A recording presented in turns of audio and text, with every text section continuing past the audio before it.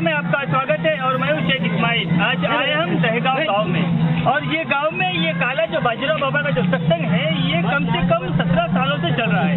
उसके पहले 17 सालों के पहले जो गांव की दशा थी, जो दिशा थी वो अलग थी, लेकिन उन 17 सालों के बाद में इस गांव की जो दिशा है, ये दशा है बहुत ही अच्छे से और गांव तरक्की पे है। और गांव का तरक्की पर रहना ये बाजीराव बाबा का जो काला बनता है समझ जाना चाहिए कि ये गांव तरक्की पे है। हमारा भी ये कहना है कि होगी तुम्हारे पास जमाने भर की डिग्रियां, होगी तुम्हारे पास जमानों भर की डिग्रियां, पर अंधविश्वास और पाखंड से मुक्त न हो सके तो अनपढ़ के समान माना जाएगा।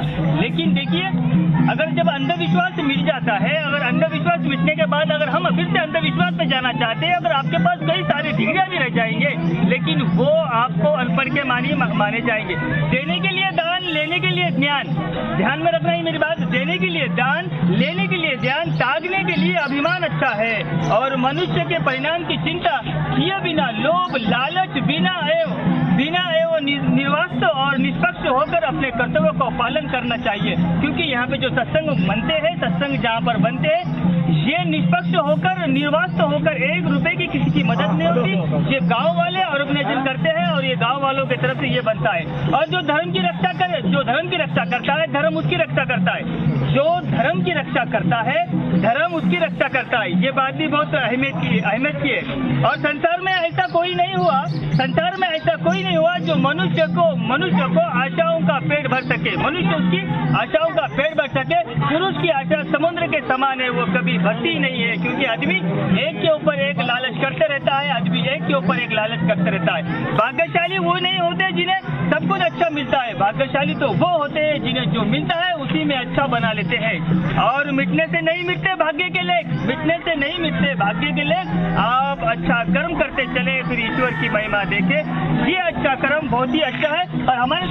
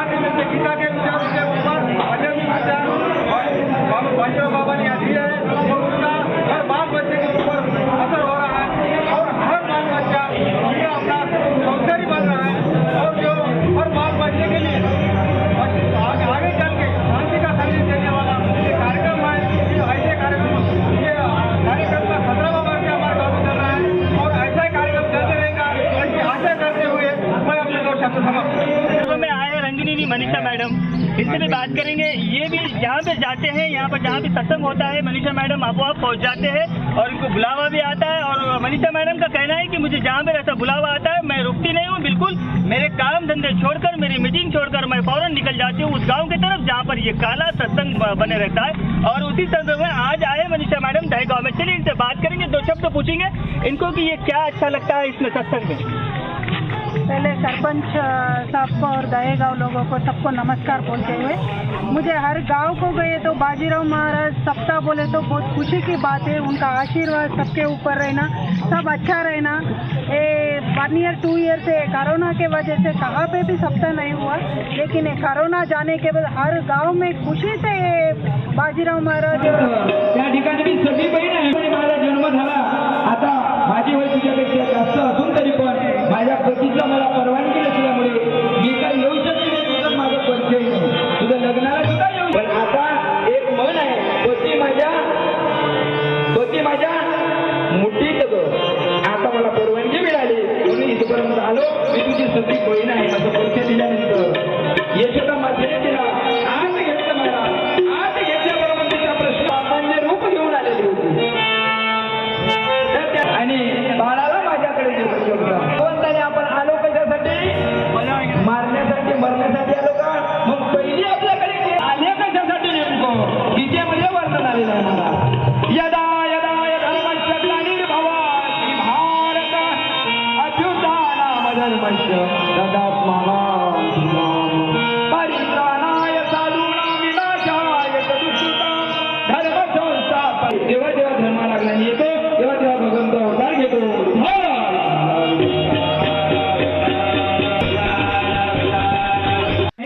आज्ञा नाही महाराज,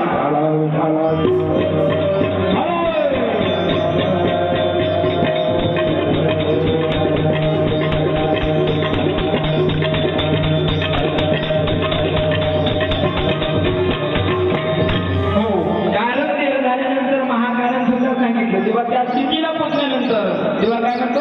अहम ब्रह्मास्मी, मी स्वतः देव आहे, मी ब्रह्मस्वरूप आहे। या क्षणाला पोचल्यानंतर तो ती स्थितीला प्राप्तीच्या पात्रतेला आपण पोचल्यानंतरची गोष्ट आहे। तोपर्यंत आपण कोण आहोत स्वतः विचार केला पाहिजे। विचारा वाचुनी नपविदे समाधान, विचार केल्याशिवाय समाधान मिळते का महाराज? म्हणून आपल्याला विचार करायची गरज आहे। म्हणून तो काला प्राप्त करून घ्यायचा असेल तर संतांकडे जावं लागतो।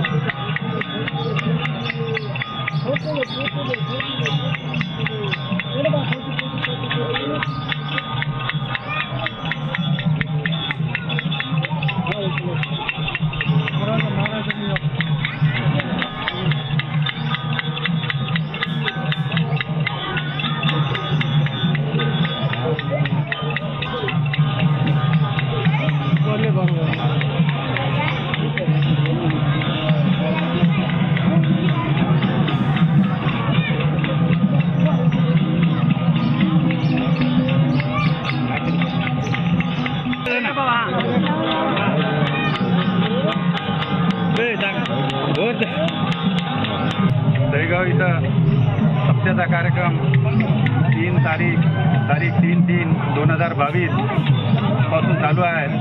आज त्याचा लास्ट दिवस आहे। आज सप्त्याचा कार्यक्रम संपन्न होत आहे। तर या सप्त्याच्या कार्यक्रमाला 7 दिवस गावामध्ये खूप चांगलं वातावरण आहे।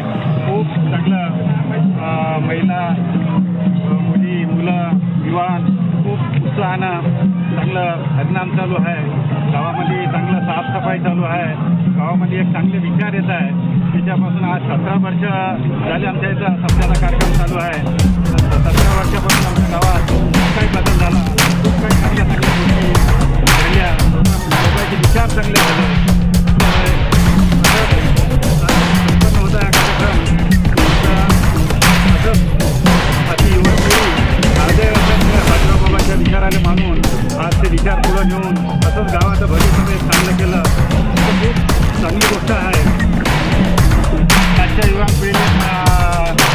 देतो का?